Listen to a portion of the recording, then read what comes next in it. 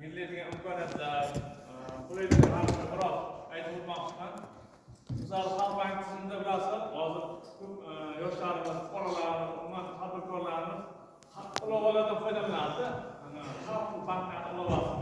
Bugungi kunda men Xalq banki tizimida mavjud bo'lgan xazina ilovasi haqida bir to'xtalib o'tmoqchiman. Agarda savollar bo'ladigan bo'lsa, mana shu biroz gapirib o'taman, o'shandan keyin tushunmovchilik bo'lsa so'rashlari mumkin. Xazina ilovasi bugungi kunda juda ko'p xavfsizliklarga ega bo'lib, bu xazina ilovasining bir qulayliklaridan biri ayollarimiz uchun, xotin-qizlarimiz uchun birinchi navbatda tug'ruqxonaga bo'lganda, farzandli bo'lganda o'sha joyda o'zida birdan o'sha suyunch pullar haqida gap ketilyapti.